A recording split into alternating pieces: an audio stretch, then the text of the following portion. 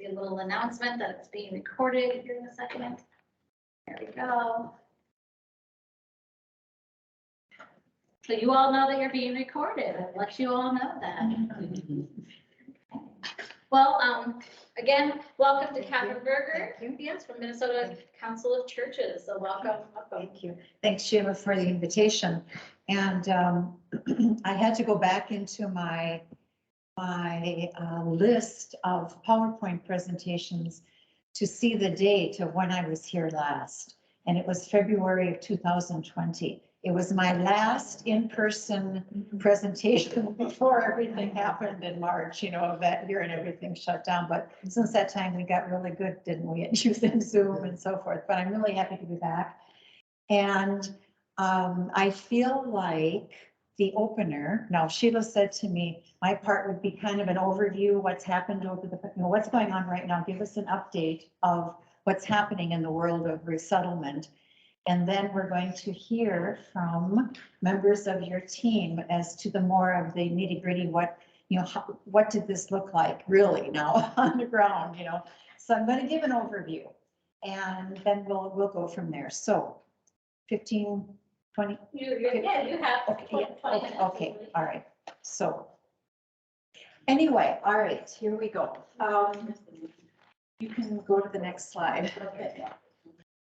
So if you recall a year ago, August, we remember, can you all see that? We remember these horrific pictures that we saw during August, and we knew about what was happening in Afghanistan, and we knew that our president was going to admit a certain number of refugees. In the end, what happened was, of those that were evacuated in this way, 80,000 of them eventually came to the United States. All right. I'm going to speak a little bit more about some others that were coming later on, but next slide. So, oh, and then just, you don't have to go back, but just picture that, you know, what do you call those? Air Force transport cargo, you know, planes, that the caravans were on that, and one of those. So here is the timeline. Again, this first part is just a review and an update.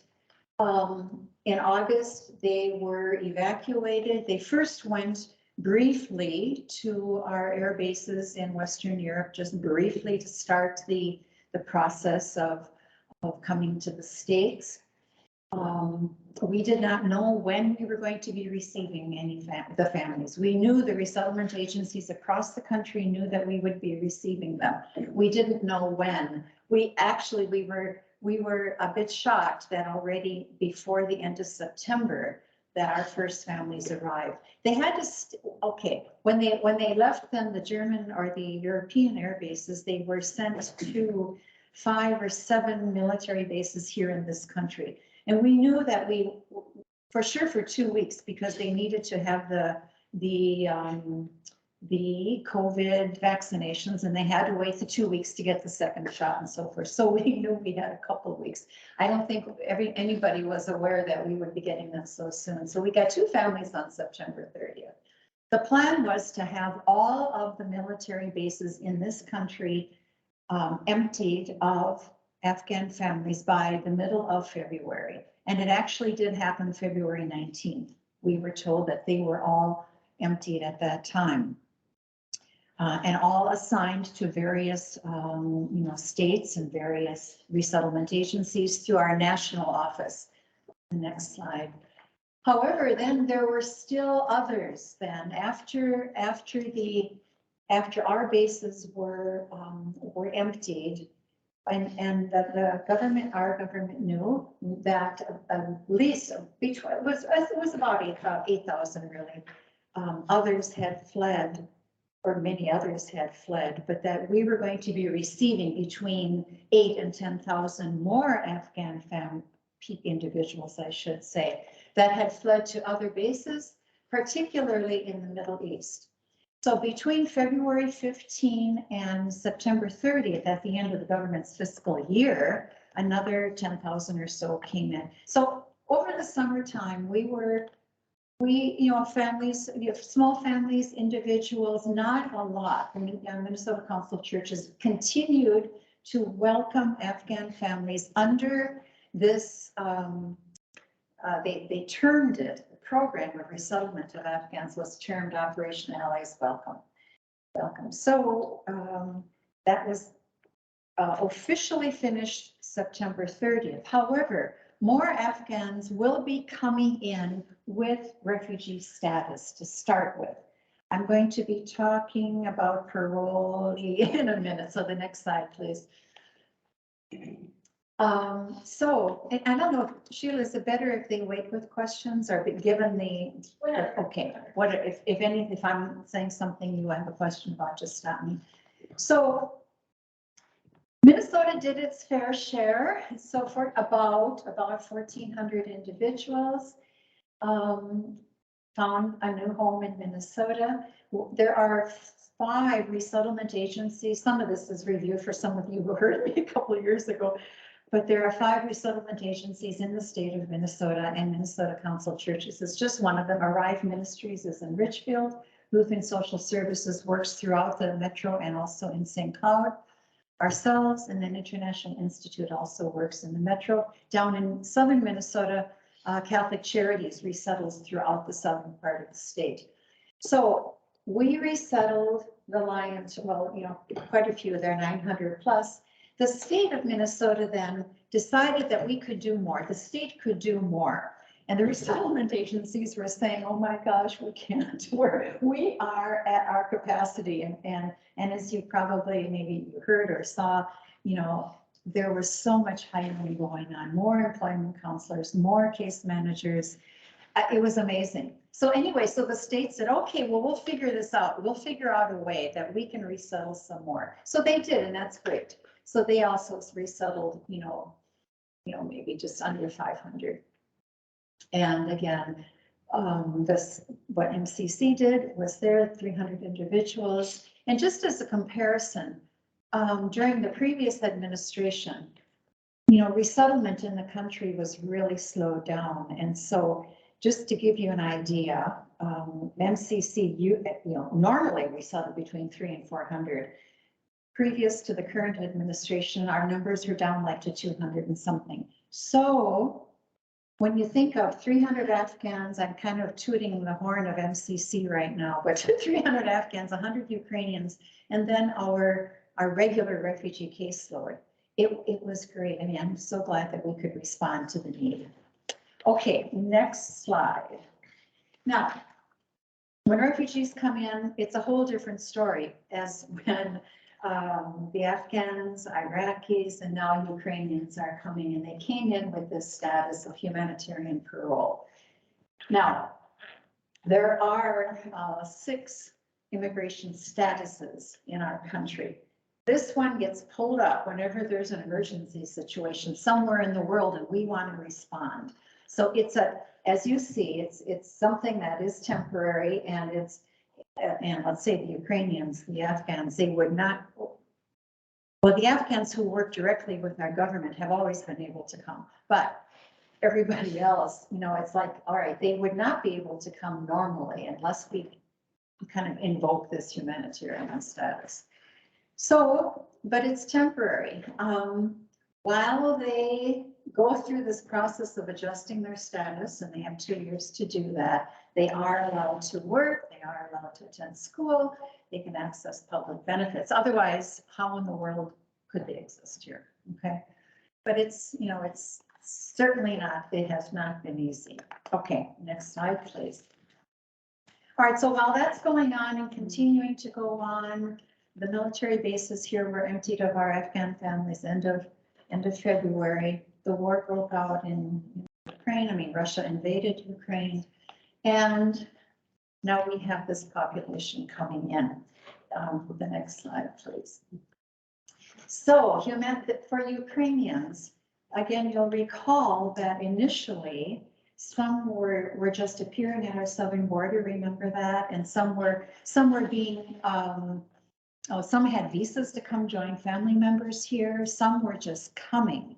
So that started. And And again, our administration realized that we had to do something more. So this humanitarian parolee status again was given to Ukrainians. But it took a little while. It started, that last line was starting in May. A program was devised called Uniting for Ukraine. And rather than having families just coming in and we didn't know where they were and we didn't know how we were going to serve them, again, the administration started a much more organized way. Families who were here, Ukrainians who were here, or friends who were here, were able to sponsor them privately. Okay, and you know, maybe some of you have friends or family members who did this, but anybody really can sponsor a family. And you need to, initially, what you needed to do was sign documents saying that the family would not become a public charge of the government, that they would not be accessing public funding and so forth. And again, how is that going to work? And in order to meet the needs and in order to respond to the families that again, we're looking for a safe place to live, that all kind of changed between May and now. So they too, they have humanitarian parole status, but unlike the Afghans, we cannot serve them when they first come into the country. They have to get here. They have to be with a sponsor. We are not the ones who can sponsor them as an agency. So they have to know somebody. After that, then this is what kicks in for us. We start usually with an employment program, the matching grant program, where we try to get them employed more quickly than they would if they were going down to the county to get help that way. So, and they also can access cash assistance and medical, of course, and SNAP benefits. And otherwise, again, we would say, well, how can we allow them to be here if they aren't able to access some of these things while they are finding work? Okay, so I don't think I have this on a slide. We have welcomed well over 100 Ukrainians, and we've hired 3 Ukrainian or Russian speakers to help them with this. We're working very closely with the Ukrainian Cultural Center in Minneapolis, and a lot is being done. So, okay, the next slide then. And this is a little bit more about what's happening with this Uniting for Ukraine. In case you see U for You, that's the acronym that we're using. And that's just, I kind of already talked about this. You really can't see this, but Minnesota, as far as applications or sponsors, I shouldn't say applications, but sponsors per 10,000 residents by state, we're number 21 in the country, okay, for people who have sponsored Ukrainians, and that I believe this probably means they're already here. Yes, the state of Minnesota has already welcomed nearly, this slide is no doubt already out of date, but I'm sure we've welcomed well over 1,600 to our state. And you can see by the dark blue numbers there where they are, you know, where they're mostly staying. But you know, up in, I don't know what county this is, some of you might. Yeah, okay. You know, that's pretty good for up there, you know. Yeah. So anyway, that's what it's looking like, where the Ukrainians are going. But again, the majority down here in the greater metro area. Okay. So the next slide. Now, I put this up. Again, I think I used something like this a couple of years ago to show you how Minnesota has performed, so to speak, over the years. And we've got a proud tradition, really. But I just wanted to point this out. The owl is following me. No, okay, so it's been a very busy year. So in the state of Minnesota, the Ukrainians here, we've welcomed, oh gosh, and this slide is accurate to the end of September. Yeah, end of September. So 532 Ukrainians. And again, I need to update that. That says 1244, but it's closer to 1,400. And the state of Minnesota has welcomed 473 of our regular refugee population. And I'm going to show you on a slide who they were this past year and who we can continue to expect. So you see what happened there. As I had told you, I mentioned that over the past couple of years, it was really, really, and that's the whole state. That's not just MCC. So that's what had been going on.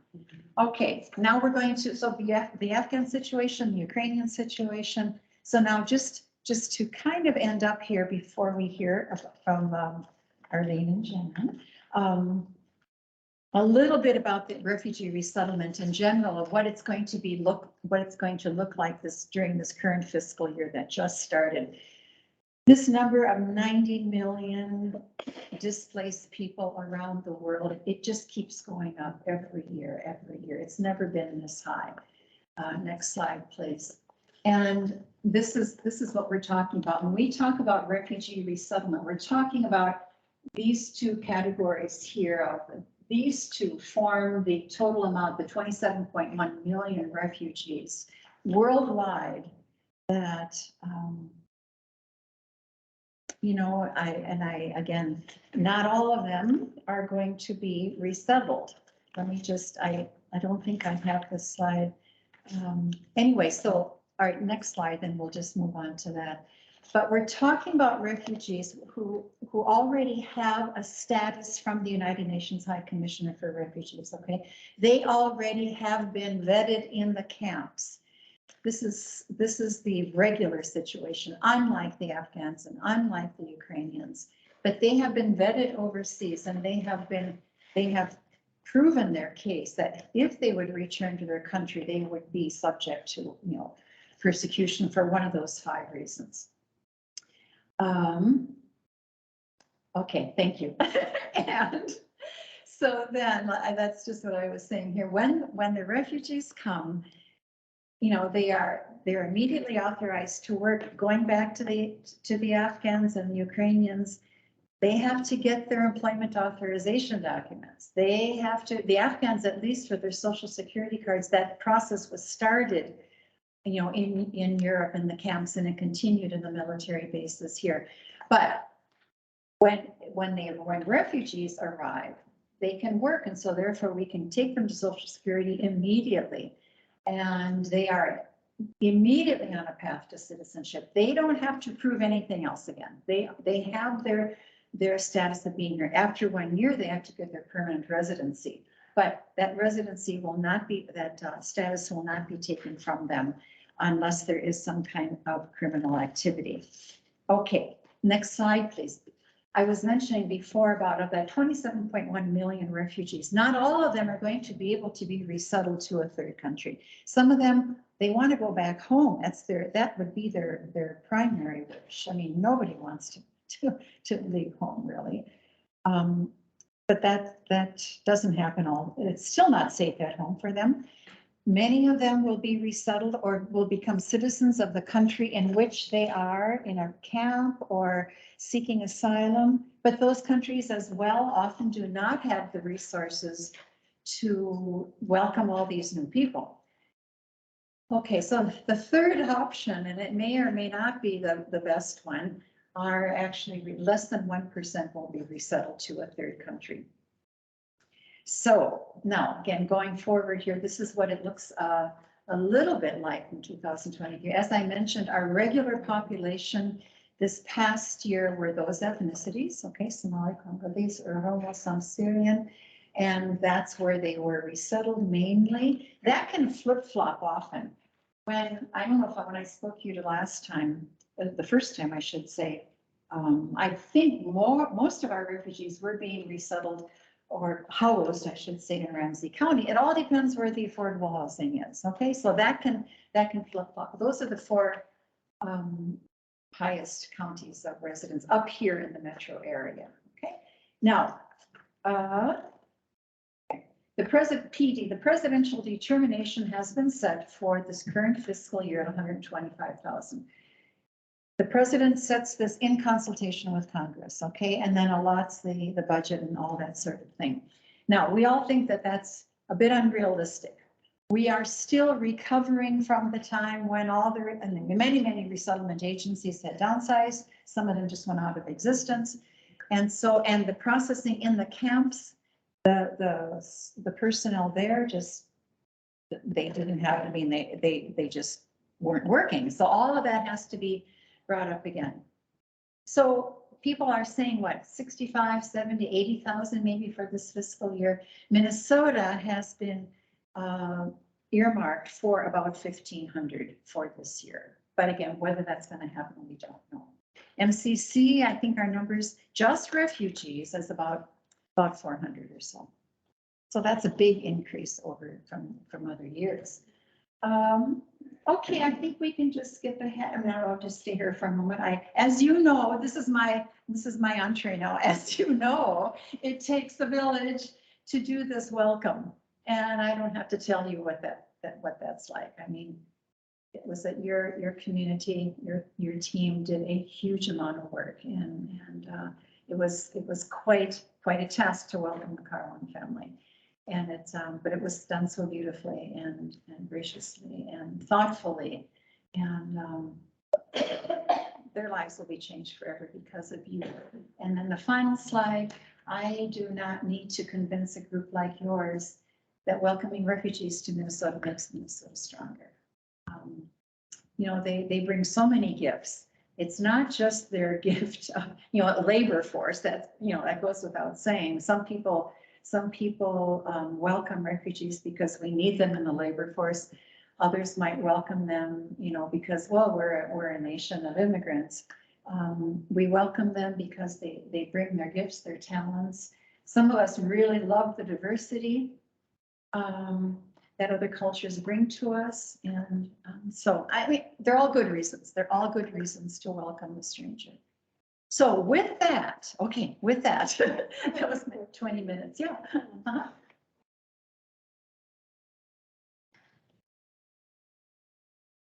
I'm going to grab your microphone.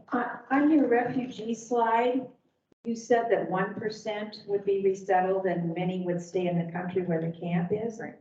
So that's 27 million people. So what are you saying, that most of those 27 million are going to just spend the rest of their lives in a refugee camp? Either that, or if let's just think of the Burmese, for instance, or the Karen or the Karenni. If things settle down in Myanmar, they could go back home. And they're in Thailand. Most of them are in Thailand. The Rohingya were in Bangladesh. Their country, I don't know, last year or so sometimes said, you know, we welcome you, we know our government is stable and all of that. They knew it wasn't time to go home yet. And so will the Congolese ever be able to go back to the Congo? Not in the near future. Yes, so they do. They maybe don't stay in refugee camps, but they may be integrated into an urban community, but they're still refugees. They still are without a home and without a country of their own, you know. Some of them,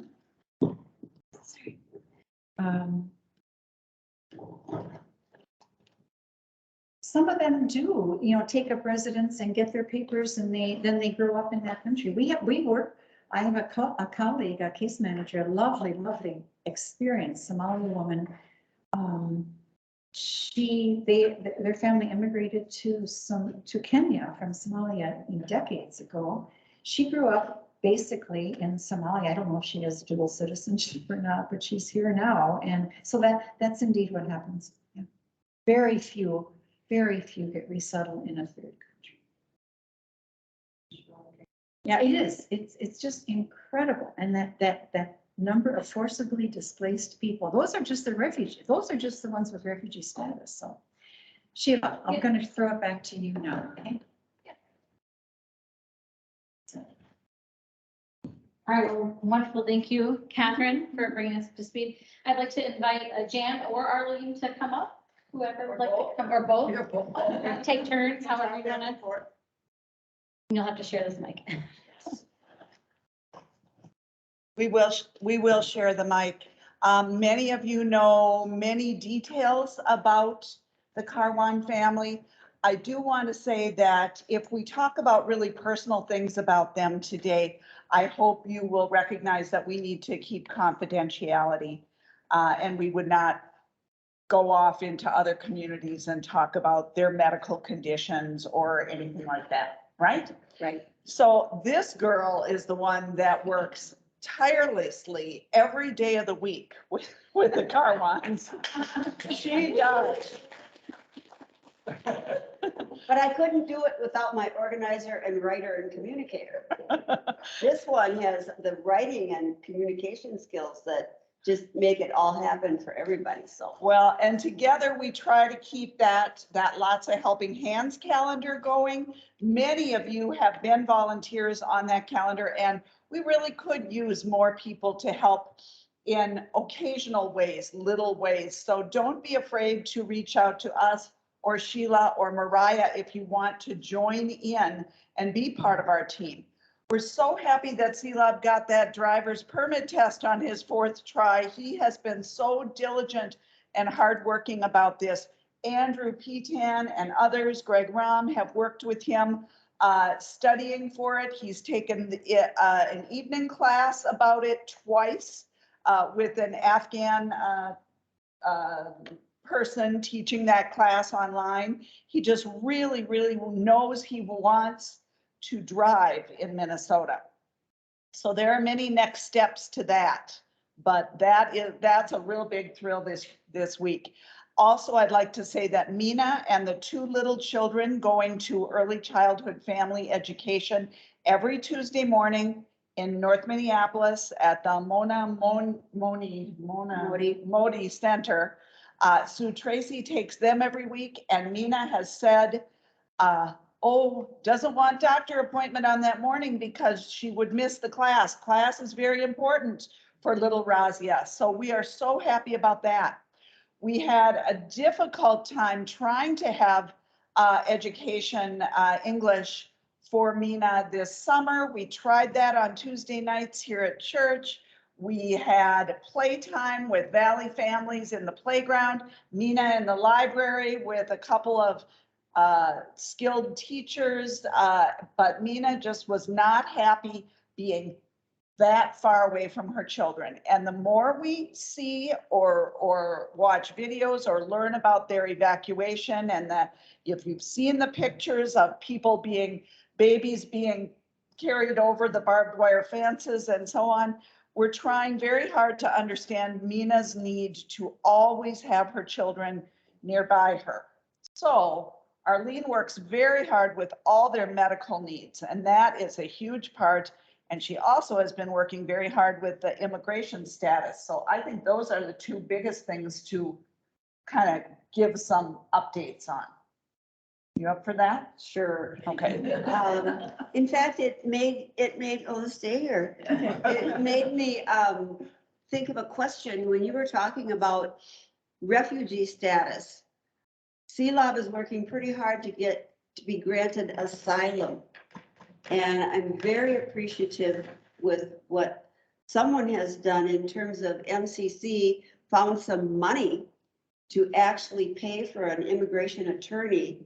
And CLOB and his family, I think, were kind of selected because they're considered pretty high need compared to other families coming in. So if a person has refugee status, does that give them asylum while they're here? No, if the reason they need to get a different status than parolee is because they need to get their permanent residency. The asylees in the country, let's say they're coming from Central America, they need to present themselves to immigration officials and so forth and prove their fear of persecution. It's the same process. If you're It's the same process, but it's a different status. So it just made me think of that because this is what we're going through right now.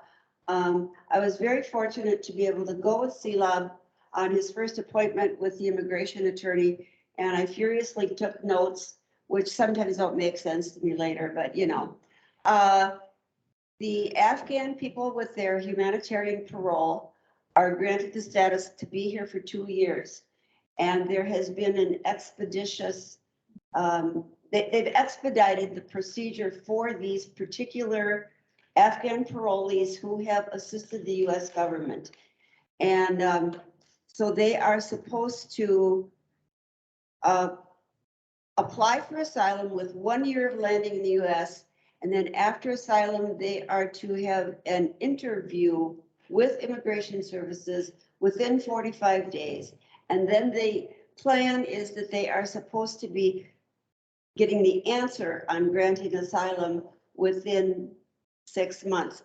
I think because of the sheer numbers, it's not always going to happen exactly on those timelines. I got a note from the attorney the other day who said that some of that is being pushed back just a little, but still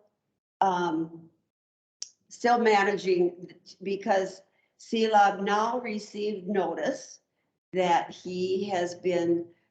that his application for asylum is received, which gives him permission to not be removed from the country. And that was a big step for him. I mean, I had to explain it to him maybe 4 or 5 times. I think the trauma of what they've endured just means that they have to be reassured time and time again. I'm making this up, Kathryn. Do you? Thank you for doing that. My intuition, my gut feeling is that this trauma has affected so much of what we do and what we're trying to do. Because CELAB he just never seems to quite get it figured out. And, you know, and I don't know how many times I say to him, CELAB, this is the way it is. Trust me. And I say, do you trust me? And he says, yes. But then the same question will come up a few more days. Am I right, Gwen? She's laughing. So, I mean, You trust me all the time. I mean, it's fun, it's gratifying. I wish more people were able to experience this because it really is fun. It's very time consuming, and sometimes I roll my eyes, oh my God, here's another text from CELAB. But, you know, overall, okay, I digress. CELAB has gotten his asylum receipt. Next Wednesday, he has to report to Immigration Services for what they call biometric collection. And I made this answer up to CELAB too. He said, what's this for? I said, well, they have to take fingerprints, they have to get your height and weight and your eye color and your hair color. And he goes, why? They took my fingerprints at the Army base. Yes, but now they have to make sure it's really you. Well, that he understood. They have to make sure that the system isn't being cheated.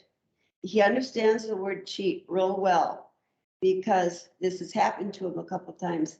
He's been kind of snookered on a few things. And he has written to me, my country, we don't cheat. Okay.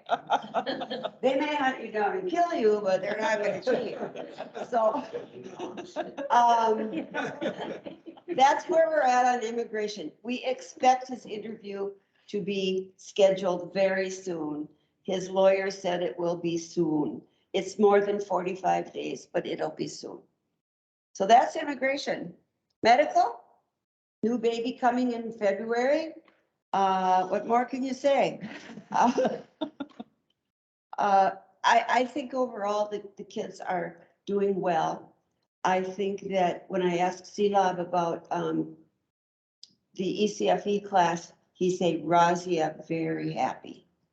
I say, how did your day go? Did the kids like the class? Razia is happy, he says.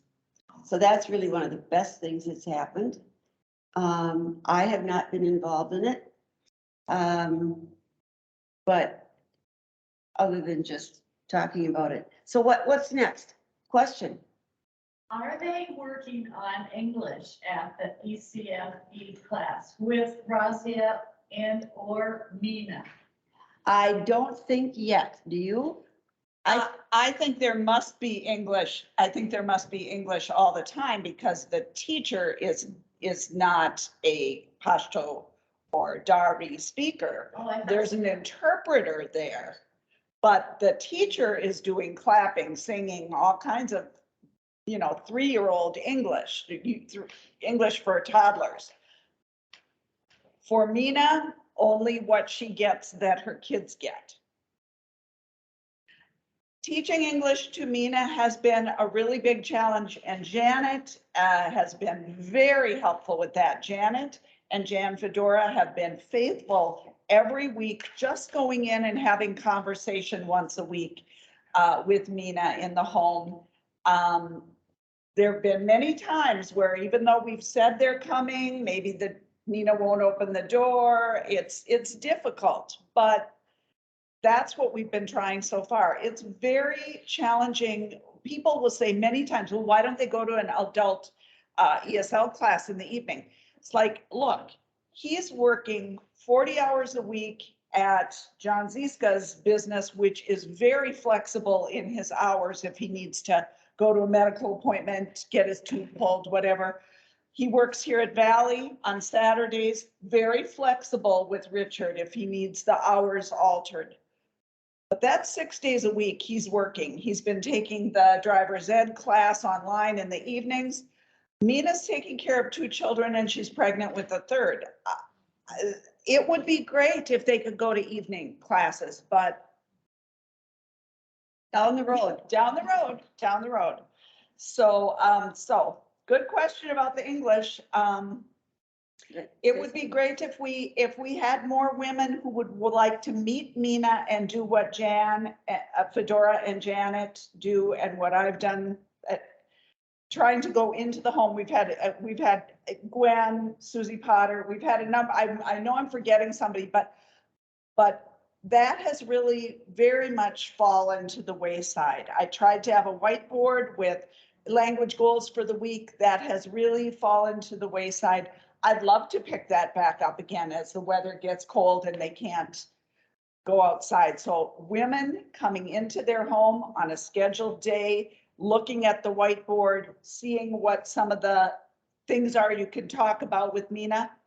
Contact me if you want to join in on that, because it's so fun. And I'd like to add, we are concerned about Mina's language skills because she doesn't even have literacy in her own language and has never attended school in her life. But the fact is she's picking it up.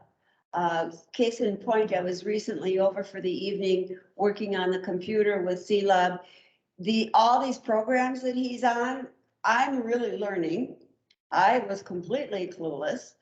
Some things have to be renewed every 3 months. Some things have to be renewed every 6 months.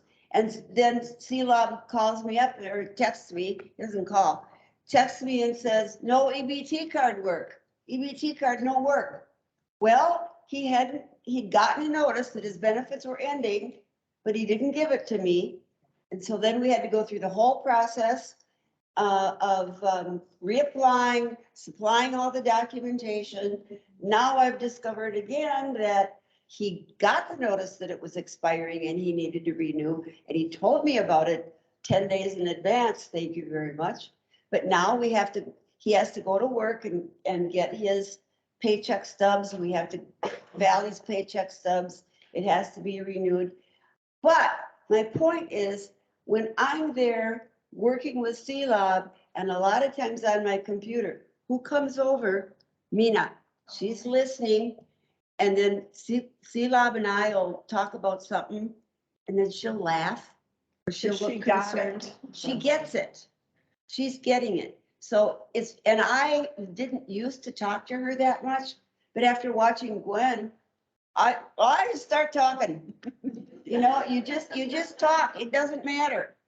And she looks at you blankly many times and she doesn't get it, but a lot of times she does. So, and the little one is not verbalizing much at all, but she's a little more. Yeah. So, any other questions? Has a doctor ever addressed the trauma that may have affected Riazala, who was in utero through all of this and maybe got trauma through Mina, I just kind of worry about, whether, I mean, you say the kids are developing normally, but I Can I speak? happen to think that Or you is can. questionable. You know, I'll tell you what, these medical appointments, one of the last ones was 3 hours. And because of the interpretation, and they did do a depression assessment, screening, and they addressed trauma. But specifically in utero, I'm not sure. I was present at a 3-hour meeting, appointment with a pediatrician who's nutritionist specializing, and brought in another nutritionist. And they really, they asked, where were they when she was pregnant with him? Lots of things, because he's a little small, and he's a little, skinny, having a little trouble starting on, regular foods as a 10-month-old could or should be. And so they gave them lots of good advice, and they've checked for things like lead, and they're watching that, but they are not. That physician, who was so wonderful, did not in that long meeting really seem to have any huge concerns about that. Maybe she's just staying focused on what we need to do right now. Getting the supportive formula, getting the right baby foods, getting the way for the little guy to start feeding himself, et cetera. It's And just so, There's just so much. so much, you can't mean, even begin. I think trauma is enormous, but CLAB also had several appointments with the Center for Victims of Torture all last winter, and he kind of like said, I need to spend time at work. I need to not be going to all these appointments. I mean, it's his life and his choice on some of that. Do you have more on that or anything? The other issue regarding that is, I believe there's a suspicion towards medication. We work all the time about getting them to take their meds. Case in point, Mina was sick the other day. So I had to go over and be with them during an interpretive appointment regarding getting WIC benefits again. And they get more benefit now that she's pregnant. But where was I going with that?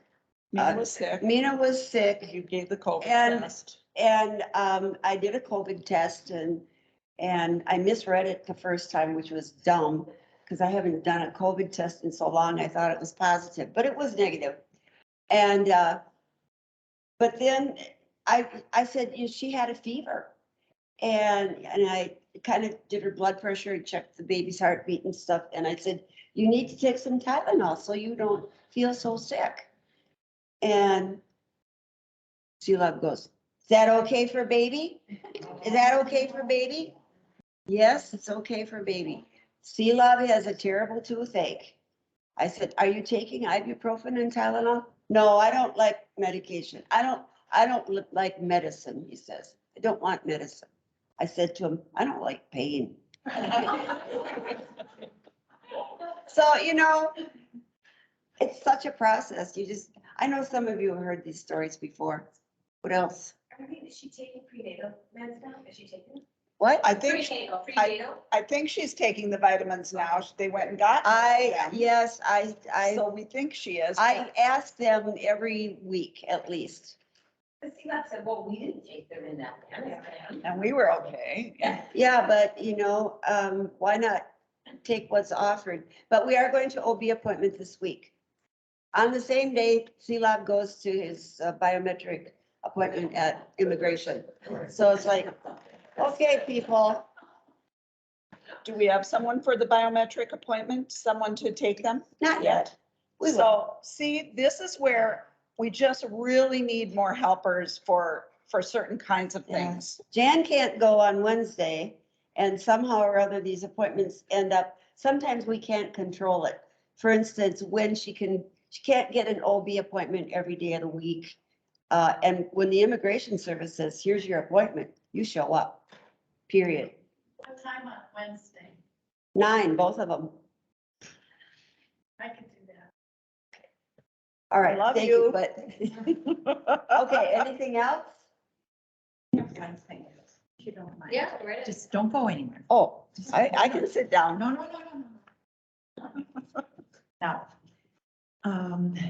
this seems so small in comparison to what you two have done with all of your team and the entire congregation here. But MCC would like to acknowledge, I'm hoping, and staff, that maybe you have some kind of a gratitude wall or something. But we would like to present a certificate of acknowledgement. This does not mean our relationship is over. Oh, okay, good. This does not mean that, anyway, so, but really, I can't find the words, but it says awarded to the Valley Community Presbyterian Church in recognition of the abundant welcome. I wish there were a stronger word, but abundant welcome, I think, says some of that you all have provided to the Carwin family during 2021, 2022 from the Minnesota Council of Churches. Thank you. Thank all of you. And I also, please, Pastor Richard has allowed, and staff, whoever releases the funding, I know that a lot of your resources have gone, financial resources have gone to support this family. And it has been, they have gotten such a huge head start in comparison to other families that haven't had. Yes, we have Haven't had this many support. very generous donors, very generous donors. The last thing that I want to mention is that on Sunday, November 13th, we are connecting with other MCC co-sponsoring faith communities and coming together here in this building for a little celebration, interaction, bringing as many of these Afghan families together with some volunteers from each location. We're going to have very simple treats and a little game corner for teenagers, a little play corner in the fellowship hall for little children. We know parents like Mina want to see their kids right there, so we'll be doing that in the fellowship hall, and we hope the roof is good enough that we'll have power and all of that. We're just going for that. From 2 until 4, we could use a few volunteers. If you'd like to be a person who would stand by the punch bowl of fruit punch, or if you'd like to be a person that would donate some dates and nuts or something like that, if you haven't been able to help in another way, but you'd like to do that, see me. Well, come and see the families. Yeah, That's what's really fun. that would be great. That's what's really fun. Okay. So that's it from us. Thank you. Anything else? I got to get to the pumpkin patch. All right, well, thank you very much to Kathryn and to Jan and Arlene and for everything that we've done for our family.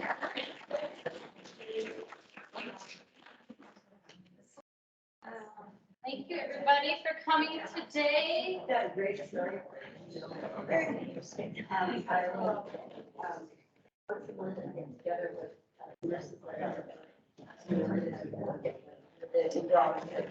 so we're together Friday and I. Yes, Tuesday, we figure it out. Why today, huh? Tuesday morning, we figure it out when is the surgery. Oh, okay.